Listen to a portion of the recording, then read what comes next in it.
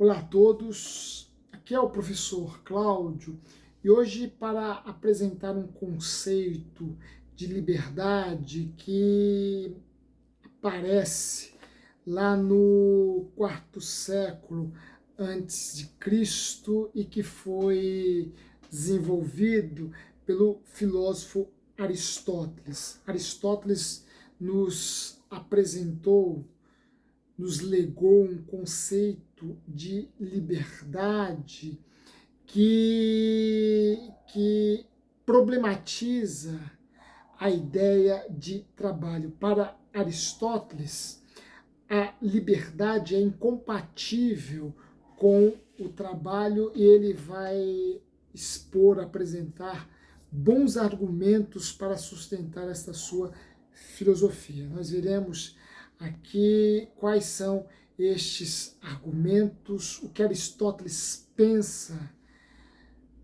acerca da liberdade e o porquê esta ideia, este conceito aristotélico de liberdade é incompatível com a ideia do trabalho. Nós trataremos deste tema neste nosso encontro, mas antes eu quero te convidar a se inscrever em nosso canal. Esse é um espaço por meio do qual nós divulgamos, publicamos conhecimento. Este é um espaço por meio do qual nós nos propomos a abordar alguns temas a partir de uma perspectiva filosófica, de uma perspectiva científica e ajudar na tua formação como sujeito cognoscente, como sujeito pensante, como sujeito que compreende as coisas a partir de uma perspectiva mais ampla e por conta disso está preparado, ou melhor preparado, para se posicionar criticamente diante dos discursos que aí estão, diante das ideias e dos conceitos ou preconceitos que aí estão. Este é um espaço pelo qual nós divulgamos conhecimento, nós publicamos, por assim dizer, conhecimento. Nós nos propomos a tornar o conhecimento mais acessível, que chegue cada vez mais a um público maior. Esta é a nossa finalidade, esta é a minha finalidade como professor. Portanto, nos ajude se inscrevendo nesse nosso espaço, compartilhando com outras pessoas, fazendo comentários sobre as aulas aqui apresentadas, porque isso nos ajuda bastante. Portanto, nos ajude na divulgação deste espaço. Bem, Aristóteles, filósofo grego que viveu no quarto século antes de Cristo e que tinha uma mente enciclopédica, Aristóteles se debruçou sobre inúmeros temas, sobre inúmeras questões, se interessou por todas as áreas do conhecimento existentes em sua época e consagrou a ideia ou a imagem do filósofo erudito, do filósofo enciclopedista, do filósofo que se interessa por todas as áreas do conhecimento, que busca estudá-las profundamente e desenvolver com elas um diálogo crítico, um diálogo filosófico, por assim dizer, haja vista que não existe filosofia sem um posicionamento crítico, um posicionamento dialético, um posicionamento de exposição das contradições dos discursos vigentes e a proposta de um discurso, de uma ideia, de um conceito, de um pensamento mais consistente. Ora, Aristóteles procurou conhecer, e conhecer tudo o que estava ao seu alcance, a fim de se posicionar, a fim de estabelecer um diálogo crítico com o conhecimento por ele construído, de forma que Aristóteles se interessou e se dedicou a diversos temas. E um dos temas sobre os quais Aristóteles se interessou, pensou e nos legou algumas ideias é o tema da liberdade. Não poderia ser diferente. Haja vista que o conceito de liberdade é um conceito universal. A ideia de liberdade é uma das ideias mais caras para a existência, mais caras à existência humana, à existência do homem, e isto independentemente do período histórico em que este homem viveu, do lugar onde este homem viveu. Os homens, em todos os tempos e em todos os lugares, tiveram como uma prerrogativa muito cara a sua liberdade.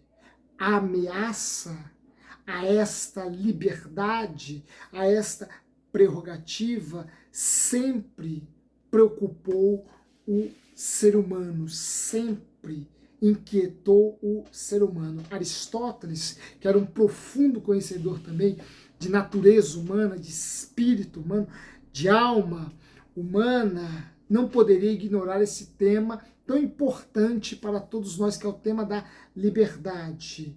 E nós não iremos aqui nos aprofundar na ideia, no conceito de liberdade de Aristóteles, visto que para tanto a gente precisaria de muito, mas muito tempo. Mas nós iremos pontuar, refletir a ideia de liberdade em Aristóteles a partir de um contraponto que, de algum modo, toca ou diz respeito, interessa a todos nós, que é o contraponto do trabalho. Aristóteles vai pensar a ideia de liberdade, vai conceber uma filosofia da liberdade, tendo em seu horizonte de reflexão o trabalho, o ato, a prática do trabalho. E para Aristóteles, o trabalho tem uma finalidade específica. Ora, o trabalho existe para satisfazer as nossas necessidades básicas e imediatas. Esta é a finalidade do trabalho. Ora, por que trabalhamos? Trabalhamos para sobreviver.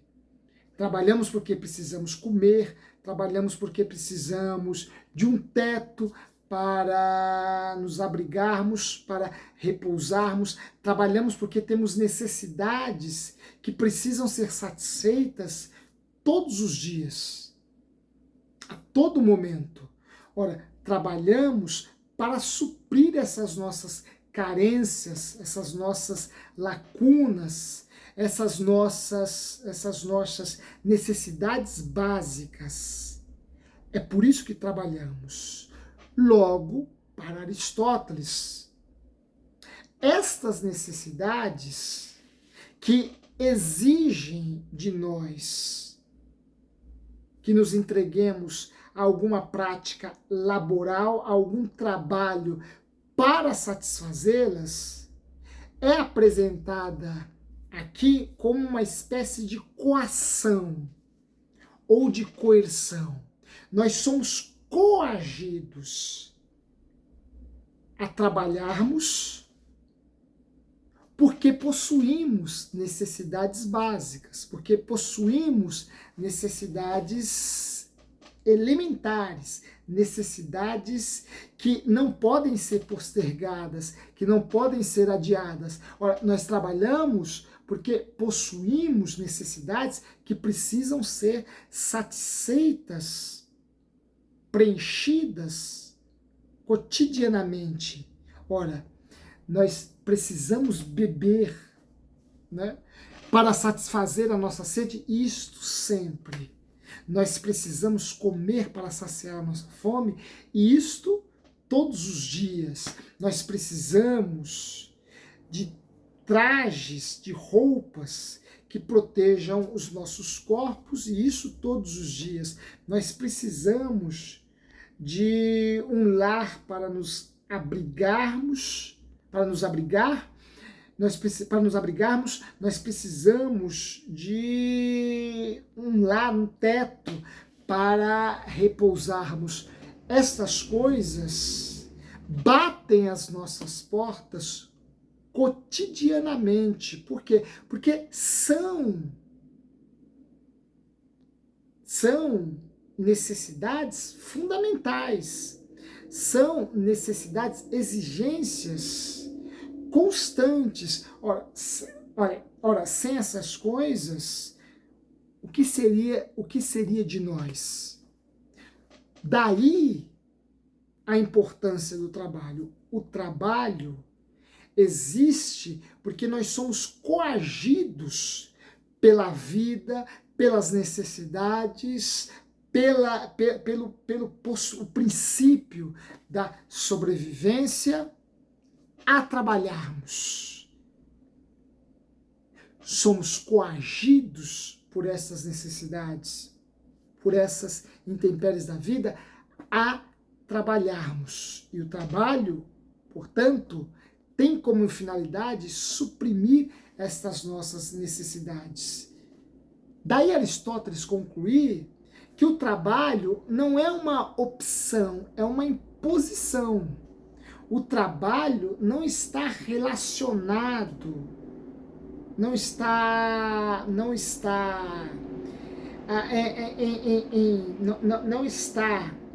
de modo intuitivo, por assim dizer, não está ligado à minha vontade, mas à minha necessidade.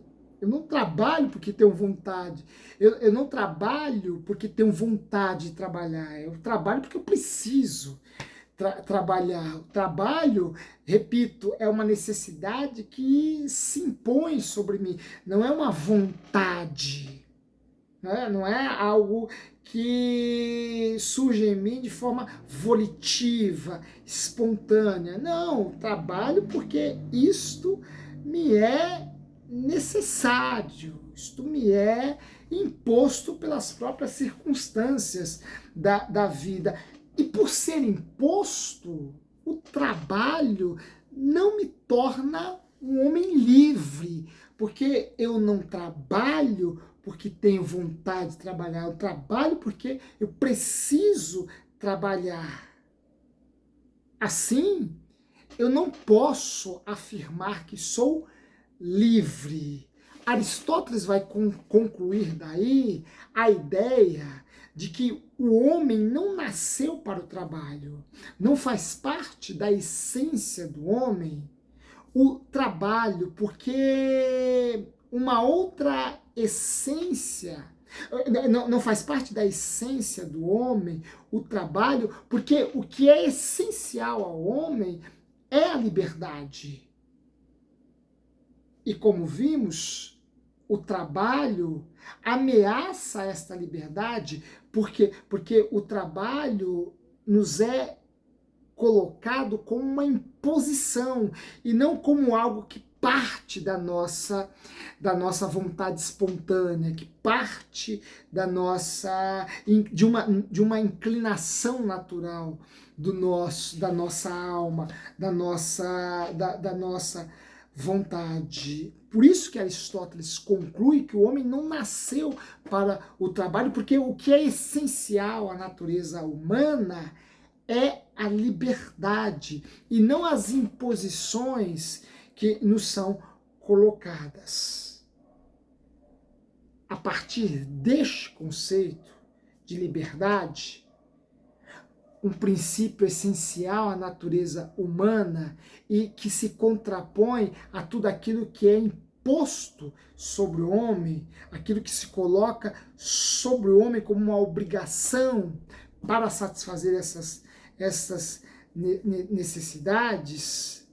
Este conceito de liberdade só pode ser vivenciado por três figuras, por três classes ou tipos de vida. É óbvio que Aristóteles não vai usar esse termo classe, né? Esse termo classe é um termo, já é um termo moderno, né? Já faz parte de uma modernidade inclusive uma modernidade tardia, né? O conceito de classe se tornou um conceito clássico em nosso pensamento ocidental por meio de Marx. Foi Marx quem desenvolveu de forma mais clara, apresentou a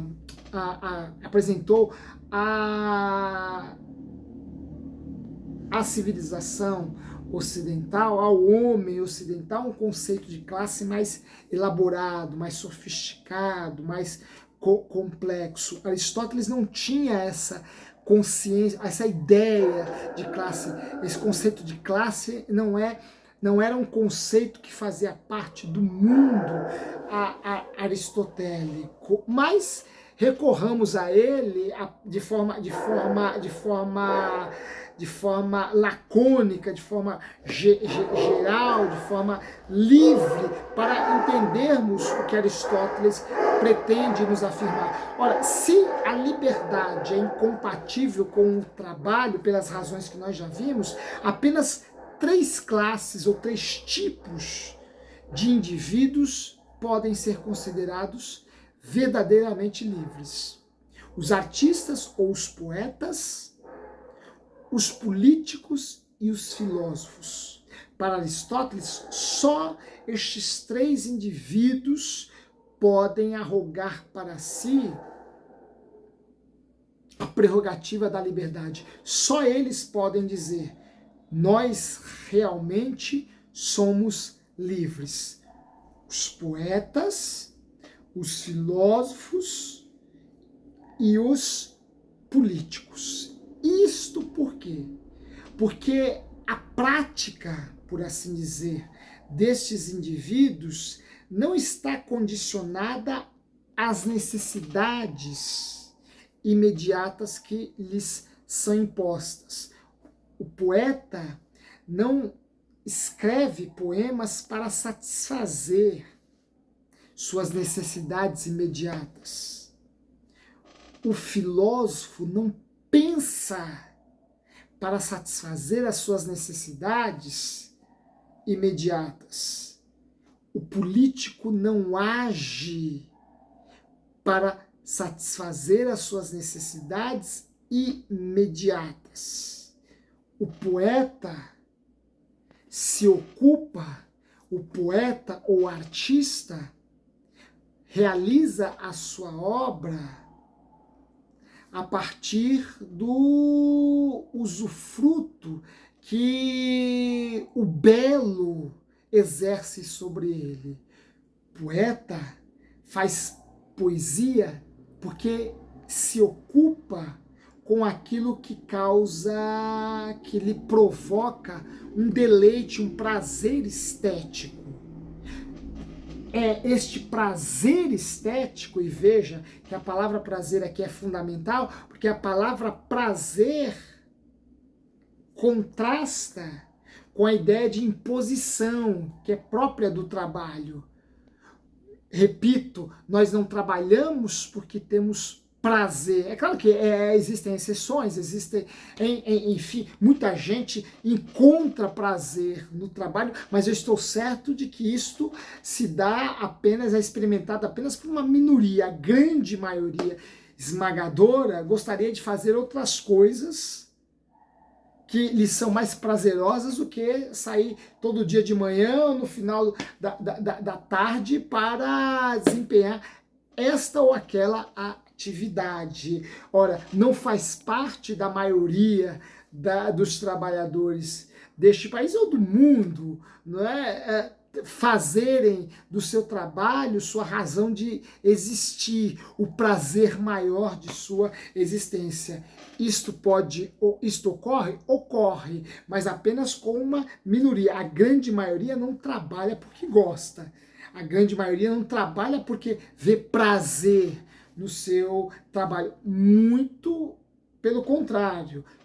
A grande maioria trabalha porque precisa trabalhar. Ora, se o trabalho é uma necessidade, ele não gera prazer. O poeta ou o artista se ocupam de um objeto que causa em sua alma um prazer, e o prazer estético. O poeta sente prazer na composição de belos versos. O artista ou o pintor na tessitura de belas formas. Estes, o poeta e o artista, encontram prazer em sua atividade. E o filósofo? O filósofo investiga ou contempla verdades perenes, contempla aquilo que permanece, verdades que se propõem ser eternas e universais. Portanto, o que ocupa o filósofo é este espírito que se encarrega de investigar objetos também que são perenes, objetos que também são belos, que também geram no filósofo prazer e deleite, porque existe prazer no exercício da filosofia, existe beleza no exercício da filosofia. Inclusive, recentemente, eu postei um vídeo aqui falando da beleza do pensar. Pensar também é uma prática estética. A filosofia também tem um caráter estético, porque o pensar, o descobrir, o conhecer, o chegar à verdade fundamental das coisas proporciona ao filósofo um certo prazer. E o político também é livre para Aristóteles, porque a sua ação não visa a satisfação de necessidades meramente imediatas, meramente de necessidades que se impõem ao indivíduo cotidianamente. O político é livre para Aristóteles porque a sua ação tem como finalidade produzir a justiça e novas formas de vida que levam o indivíduo ou a polis à concretização da felicidade, da eudaimonia, para nos valermos do termo que Aristóteles emprega para a ideia da felicidade. Vejam, e eu vou me debruçar um pouco mais sobre essa ideia de liberdade política em Aristóteles, porque me parece que ela tangencia algumas questões ou discussões que nos são bastante atuais e que nos fazem, inclusive, pensar ou repensar o conceito de agente público que nós conhecemos, ou pelo menos os que andam por aí. Veja, para Aristóteles, o político é livre no exercício, na prática de sua vocação política. A ação do político é uma ação livre. Por quê? Porque a sua ação não se limita a prover ao cidadão, ao habitante da polis, ao homem que mora na polis, que vive na polis, apenas o pão para que este homem coma, apenas a roupa para que este homem se vista, apenas a água para que este homem beba, apenas o teto para que este homem habite. se refugie ou more. Esta não é, para Aristóteles, uma ação estritamente política. Por quê? Porque se a ação política tiver como finalidade apenas levar para a mesa do cidadão o pão para saciar a sua fome e um teto para que ele habite, more ali, a ação do político, a atividade política está condicionada a necessidades imediatas que se impõem sobre o cidadão todos os dias, a todo momento. Por isso que o político deve se orientar por uma ação que seja uma ação que transcenda essas necessidades, que são necessidades passageiras e transitórias. E sua satisfação de igual modo. O político deve se ocupar com aquilo que seja perene, assim como o poeta busca se ocupar com uma poesia, com uma obra poética, uma obra artística que em todos os tempos vai provocar deleite no indivíduo e por isso esta obra é perene. Da mesma forma que o filósofo vai contemplar, vai se dar a contemplação de verdades perenes, vai buscar entender e conhecer verdades perenes, verdades universais, verdades que se colocam aí de forma inabalável. O político também deve buscar aquilo que está para além das necessidades triviais, cotidianas, básicas. O político deve se entregar a uma atividade, deve desempenhar uma atividade que conduza o cidadão a formas novas de existência e que o levem à realização da eudaimonia, à concretização da felicidade. A finalidade do fazer, do trabalho, da atividade política é levar o indivíduo a um estado de felicidade. E a felicidade é uma condição permanente, é um estado permanente que se opõe, que se eleva, que está para além das necessidades básicas e triviais. Uma ação só pode ser uma ação política se ela produzir na polis novas formas de vida que levem o homem à felicidade. E considerando este conceito de ação política como expressão de uma prática livre, de um ato livre, nós podemos ver o quanto que os nossos políticos estão distantes deste conceito de político clássico de Aristóteles, deste conceito de político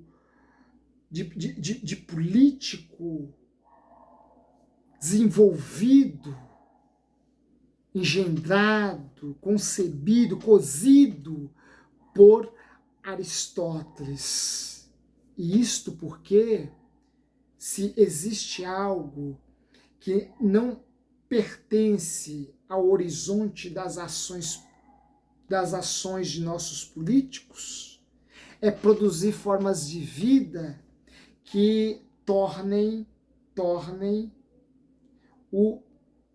a polis, o nosso Estado, a nossa nação, nosso povo mais justo, que conduza o indivíduo a um estado de plenitude, de realização plena e de liberdade. Os nossos políticos, a mais das vezes, estão apenas em satisfazer necessidades básicas, cotidianas e triviais dos indivíduos e pouco empenhados em operar grandes mudanças ou mudanças substanciais que transformem de forma constante a realidade do indivíduo. Ora, uma política ou uma prática política que se limita apenas a levar pão para o cidadão, água e teto para o cidadão, esta atividade política não pode ser considerada aristotelicamente como uma ação verdadeiramente política. Porque uma ação verdadeiramente política é uma ação que produz no Estado, na polis, produz nos indivíduos transformações substanciais que mudem substancialmente a condição do indivíduo num estado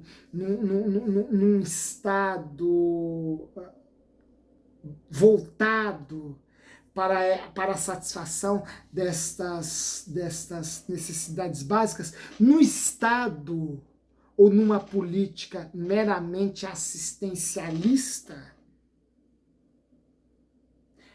A prática política, o exercício político se limita às necessidades que são básicas e prementes de todo indivíduo, de todo cidadão. Por isso que, pensando aristotelicamente, os nossos políticos não agem, os nossos políticos simplesmente trabalham. A política passou a ser um mero trabalho, uma outra forma de trabalho, com bastante regalias, diga-se de passagem, né? Não vamos entrar aqui nessa discussão, porque todos nós sabemos das regalias que os nossos políticos gozam, usufruem, né? Ora, a política hoje não passa de uma outra atividade, uma forma de trabalho que está condicionada a estas necessidades básicas, que procura satisfazer essas necessidades básicas, essas necessidades triviais, essas necessidades elementares. A política, nesse sentido, não passa de mais um trabalho. Ela já não é mais uma ação.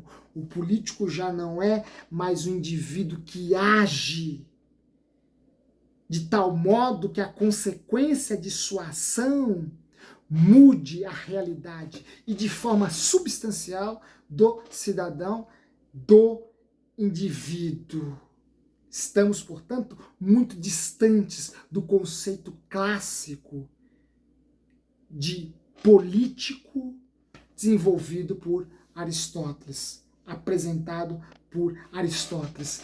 Para resgatarmos este conceito clássico, é preciso ver a política não apenas como mais uma opção de trabalho ou uma bela opção de trabalho, mas é preciso ver a política com o olhar do idealista, que ingressa nela porque busca transformar e mudar a situação das pessoas.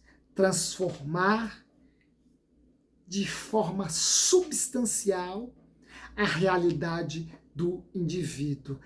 É esta a ideia de político como figura estritamente livre, concebida por Aristóteles, e que cada vez mais é uma ave rara em nosso cenário político, seja este cenário municipal, estadual, federal, nacional ou mundial.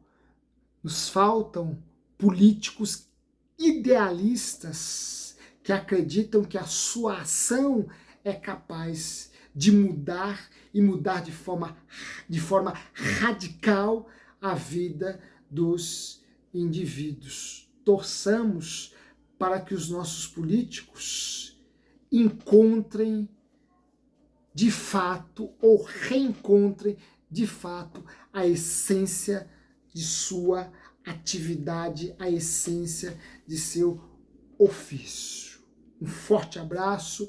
Se você gostou deste vídeo, não deixe, dê o seu like, faça comentários ou sugestões de temas e em breve nós nos reencontraremos por aqui para pensarmos juntos, para refletirmos juntos um outro tema. Um forte abraço e até a próxima.